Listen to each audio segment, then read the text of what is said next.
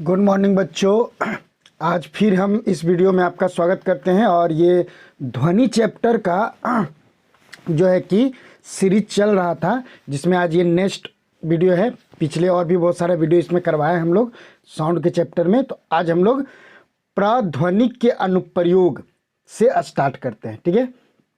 तो यहाँ पर क्या है, प्राध्वनिक के अनुप्रयोग में यानी जो प्राध्वनि है जिसमें साउंड जो है ऐसा साउंड है जिसको हम लोग सुन नहीं सकते, तो उसका उपयोग क्या है, इससे हम लोग को क्या क्या बेनिफिट मिलता है, इसके बारे में स्टडी करेंगे, ठीक है।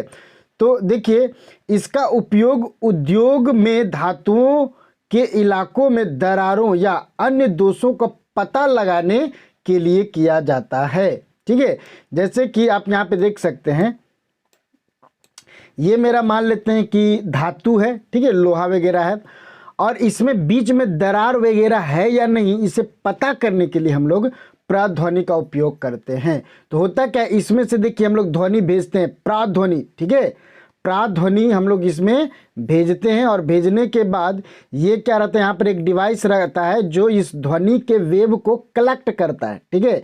तो देखिए यहाँ पे दरार नहीं था तो ये दोनों तरंगे इसमें आ गई, यहाँ पे भी दरार नहीं था तो ये दोनों तरंगे यहाँ पर आ गई, और यहाँ पे देखिए यहाँ पे दरार था, देखिए दोष पाया गया, डिफेक्ट पाया गया, जिसके कारण ये तरंगे फिर पुनः वापस लौट के इधर ही चली गई, ठीक है, यहाँ पे प्राप्त नहीं हुआ। तो यहाँ से हम लोग को पता चल जाता है कि इस ध्वनि में ये जो लोहा है, जो धातु है, इसमें क्या है, दोष है, ठीक है। तो इंडस्ट्री में इस तरह से करके कि लोहा में दोष है या नहीं है, कोई धातु है उसमें दोष है या नहीं, ये इससे का पता लगाया जाता है, ठीक है। दूसरा देखिए, यह उद्योग में वस्तुओं के उन भागों को साफ करने में उपयोग किया जाता है जिनके पास पहुंचना बहुत कठिन है, ठीक है। तो मान लें कि प्राध्वनि से हम लोग करते क्या है कि प्राध्वनि से, ये देखिए यहाँ पर बताते हैं, प्राध्वनि में होता क्या है कि जहाँ पे मान लेते कि बहुत रेयर केस है हाथों को पहुँचाना और वहाँ साफ सफाई करना, तो हम लोग क्या करते हैं, प्राध्वनि वहाँ पर भेज करके, ठीक है, भेज करके उसकी सफाई करते हैं, ठीक है, और वहाँ से सब डस्ट पार्टिकल वहाँ से हट जाता है। इतना इस वेव में इतना कंपन रहता है कि वहाँ से पूरा डस्ट वगैरह हट जाता है, ठीक है। तो इसका भी हम लोग उपयोग करते हैं। और आगे हम लोग बढ़ते हैं, तो देखिए, प्राध्वनि का उपयोग मानव शरीर के आंतरिक अंगों जैसे यकृत, पित्ताशय, गर्भाशय, गुर्दा और हृदय की जांच करने में किया जाता है। ये याद रखें कि प्राध्वनि का उपयोग और कहाँ किया जाता है, तो यकृत, पित्ताशय, गर्भाशय, गुर्दा और हृदय की जांच करने में किया जाता है, ठीक है। तो मेडिकल इंडस्ट्री में इसको हम लोग यूज करते हैं, ठीक है। और भी देखिए, और भी बहुत सारे इसको उपयोग है। देखिए इकोकार्डियोग्राफी, देखिए इकोकार्डियोग्राफी जो है ये प्राध्वनि के प्रिंसिपल पर ही ये काम करता है, इसी के यूज से ये काम करता है। इसमें होता क्या है कि इन तरंगों का उपयोग हृदय की गतिविधियों को दिखाने तथा इसका प्रतिबिंब बनाने में किया जाता है। ये एक तरह का, ये भी एक तरह का डिवाइस है जिसमें क्या यूज होता है, प्राध्वनि यूज होती है। और वो प्राध्वनि से होता क्या है कि आपका हृदय का गतिविधियों की जानकारी ये देता है, और हृदय का ये प्रतिबिंब बना देता है, यानी फोटो बना देता है, ठीक है। और उस प्रतिबिंब में हम लोग क्या करते हैं कि उसको देखते हैं कि कहाँ पे खराबी, हम लोग नहीं देखते, मतलब जो मेडिकल क्षेत्र में है, डॉक्टरी एरिया में है, वो इसका यूज करते हैं और उसको हृदय की जांच पड़ताल करते हैं, उसको जांचते हैं, ठीक है। उसके बाद अल्ट्रासोनोग्राफी, इससे आप परिचित होंगे, ठीक है। बहुत सारे को लोग पता करते हैं कि अल्ट्रासोनोग्राफी से क्या करते हैं कि अपने बेटा है कि बेटी ये पता कर लेते हैं, और फिर कोई खराबी है शरीर के अंदर तो उससे ये क्या कर देता है, उसका प्रतिबिंब बना के दे देता है, और उससे पता चल जाता है कि क्या उसके बॉडी में क्या दोष है, ठीक है। जैसे देखिए, वह तकनीकी जो शरीर के आंतरिक अंगों का प्रतिबिंब प्राध्वनि तरंगों की प्रतिध्वनियों द्वारा बनती है, यानी आपके शरीर के अंदर जो है आपका किडनी वगैरह, ये सब गुर्दा और जो है, गुर्दा, हृदय, ये सब का क्या है कि ये फोटो बना करके, एक प्रतिबिंब बना करके आपको कंप्यूटर पे दिखा देगा, ठीक है। तो आप उससे पता कर सकते हैं कि हाँ इसमें क्या क्या खराबी है, डॉक्टर लोग देख के बता देता है कि कहाँ क्या खराबी है, ठीक है। तो वही अल्ट्रासोनिक कहलाता है, ठीक है।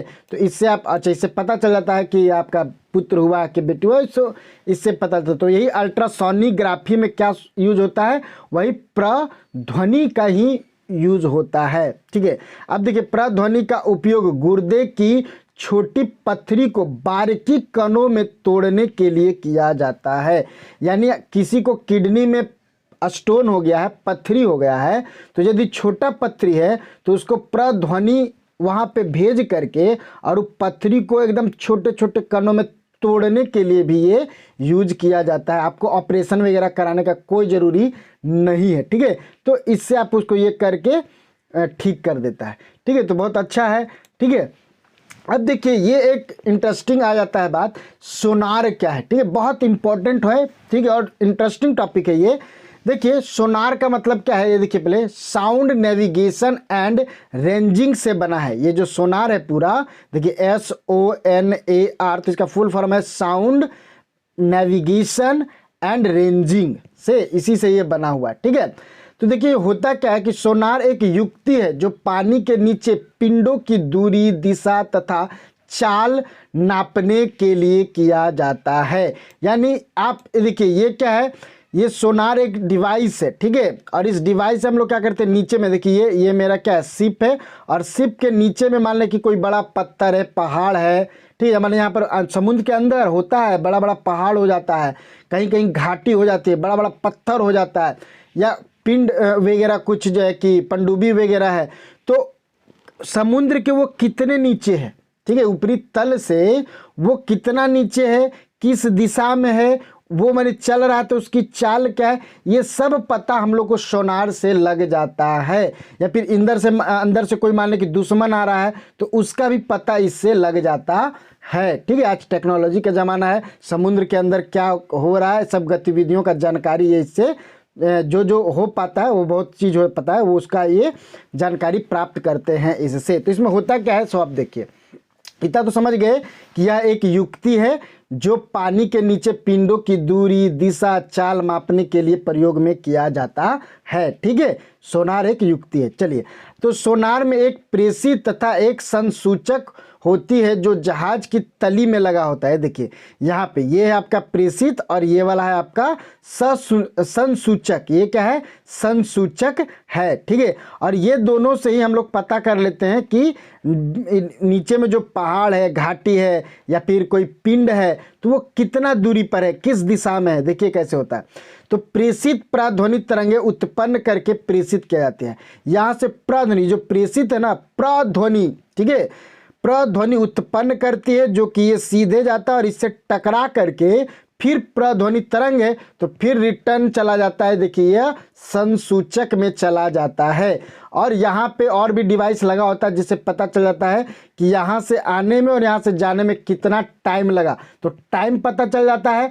दूसरा में आपका इसका वेलोसिटी, आप ध्वनि का स्पीड तो जानते ही हैं, तो ध्वनि का स्पीड भी मालूम है हमको, तो speed equal to distance by time. ठीक है, इससे क्या होता है, तो स्पीड आपको पता है, टाइम आपको पता है, दोनों को इंटू करके क्या है कि यहाँ से यहाँ तक की डिस्टेंस हमको पता चल जाता है, दूरी पता चल जाता है। तो यहाँ पर देखिए डबल दूरी हो गई, एगो यहाँ से आया और फिर यहाँ से यहाँ गया, तो ये डबल दूरी होगा, तो इसको 2 से डिवाइड दे करके यहाँ पर हम लोग डिस्टेंस को पता कर लेते हैं। चलिए और भी हम लोग समझते हैं। ये देखिए समुद्र का तल है, और भी हम लोग समझते हैं यहाँ पे।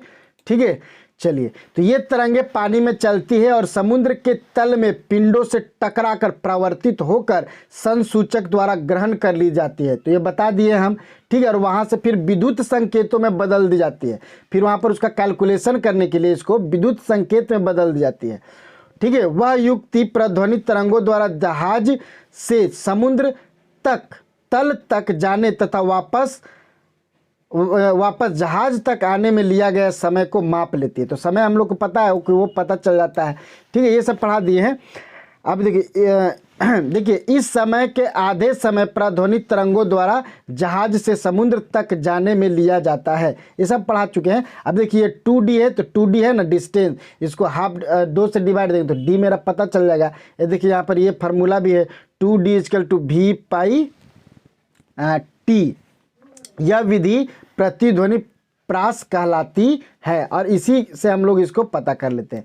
अब देखिए इसका क्रिया विधि बताया कि प्रेषित प्रेषित्र से पराध्वनि तरंगे निकलती है जो समुद्र के तल पर पिंड से टकराती है और टकरा कर फिर वापस जाती है और संसूचक द्वारा ग्रहण की जाती है। उसको फिर विद्युत संकेत में बदला जाता है और बदलने के बाद फिर क्या है कि पिंड की दूरी, चाल, ठीक है, सब पता कर लिया जाता है। ठीक है, तो ये सोनार का पूरा ये पिक्टोग्राफ में एक पिक्चर के द्वारा इसको समझाया गया है।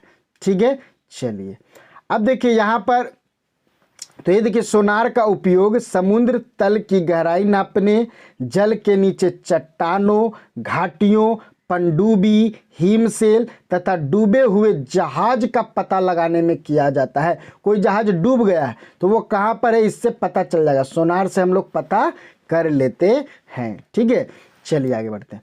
अब देखिए चमगादड़ जो होता है वो प्रध्वनि से ही, उसके पास आंखें नहीं होती, वो प्रध्वनि से ही पता कर लेता है कि कोई भी वस्तु कहाँ पर है। जैसे ठीक है, देखिए यहाँ पर हम लोग देखते हैं, जैसे यहाँ पर मान लेते कि ये पूरा का एक पत्थर है। यहाँ पर मान लेते हैं यहाँ पे कि यहाँ पे ये मान ले कि कोई इस तरह से बड़ा ये कोई पत्थर वगैरह, ठीक है, और यहाँ पे मान ले ये चमगादड़ है।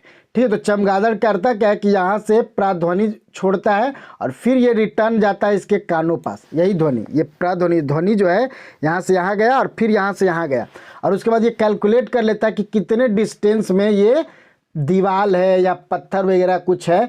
ठीक है, तो ये क्या करता है, यहाँ तक आता है और यहाँ से फिर इधर मुड़ जाता है, इससे टकराता नहीं है। ठीक है, तो ये प्रध्वनि का यूज करके ये अपना मार्ग को प्रशस्त करता है और सीधा ये चलता है और जहाँ पर कुछ आ जाता है, ओपेक्स आ जाता है, कोई दीवार वगैरह आ जाता है तो वहाँ से ये टर्न ले लेता है। ठीक है, ये बात है। तो बहुत देखिए कि कितना ये है मतलब टेक्नोलॉजी ये लोग का, हम लोग का गॉड जो है इंसेक्ट वगैरह में भी, चमगादड़ वगैरह में कितना टेक्नोलॉजी करके भेजा कि उसकी आंख नहीं है और ये प्रध्वनि का यूज करके अपना रास्ता का पता लगा लेता है।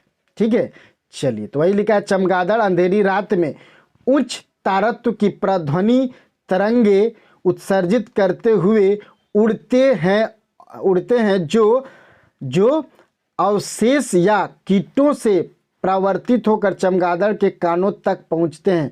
प्रवर्तित स्पंद की प्रकृति से चमगादड़ को पता चलता है कि अवरोध या कीट कहाँ हैं और किस प्रकृति के हैं, इतना सारा वो पता कर लेता है। ठीक है, तो चलिए मानव कर्ण की संरचना। अब देखिए मानव का जो कान है उसकी संरचना कैसी होती है उसके बारे में हम लोग पढ़ेंगे। ठीक है, तो मानव कर्ण 3 हिस्सों से बना है। मानव का जो कान है, हम लोग का जो कान है वो 3 हिस्सों से बना हुआ है, बाह्य कर्ण, मध्य कर्ण और अंतः कर्ण। ठीक है, ये 3 हिस्सों से बना हुआ है। देखिए कान होता क्या है, तो कान संवेदी अंग है। कान क्या है, संवेदी अंग है जिनकी सहायता से हम ध्वनि को सुन पाते हैं। ठीक है, चलिए अब जो है बाह्य कान को कर्ण पल्लव कहते हैं। बाह्य कान, ये देखिए यहाँ पर हम दिखा रहे हैं, पहले इसको आप समझने की कोशिश करें। ये देखिए ये क्या है, ये कर्ण पल्लव है, ये बाहर वाला जो है ये कर्ण पल्लव है। ठीक है, ये बाह्य, यहाँ से लेकर के यहाँ तक देखिए, यहाँ तक क्या है, ये बाह्य कान है। ठीक है, बात समझ आ रहा है।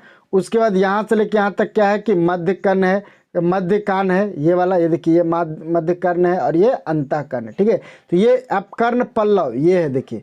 उसके बाद ये वाला जो है श्रवण नलिका है, अभी हम लोग पढ़ेंगे। और यहाँ से 3 तरह का हड्डियाँ होती है, मुग्धरक, निहाई और वलायक। ठीक है, फिर अंडाकार छिद्र होता है, श्रवण तंत्रिका होता है। ठीक है, ये श्रवण तंत्रिका है, ये भी श्रवण तंत्रिका है, यहाँ पर है कर्णवर्त है। ठीक है, तो इस तरह से कानों का डिजाइन है हमारा और इसको 3 भागों में बांटा गया है। तो उसी के बारे में भी हम लोग देखेंगे। ये देखिए यहाँ पर आप देखें तो बाह्य कर्ण को कर्ण पल्लव कहते हैं। यह आसपास से ध्वनि इकट्ठा करता है। ठीक है, तो बाह्य कर्ण का काम क्या है कि यह आसपास से ध्वनि को इकट्ठा करता है। ठीक है, और यह ध्वनि श्रवण नलिका से गुजरती है। दिखाए थे अभी कि श्रवण नलिका क्या है, तो वहाँ से गुजरती है और श्रवण नलिका के अंत पर एक पतली लचीली झिल्ली कर्णपट या कर्णपट झिल्ली होती है। ठीक है, तो ऐसा कभी कभी सुने होंगे कि इतना मारे ना कि कान का चदरा तुम्हारा फट जाएगा, तो वही कान का चदरा इसी को बोला जा रहा है कर्णपट। ठीक है, बात समझ में आ रहा है। तो ये होता है, तो ये स्वर्ण नलिका के अंदर, श्रवण नलिका के अंदर होता है। ठीक है, अंत में होता है। ठीक है, ये याद रखें। अब देखिए मध्य कर्ण में 3 हड्डियां, देखिए मुगदरक, निहाई और वल्थक।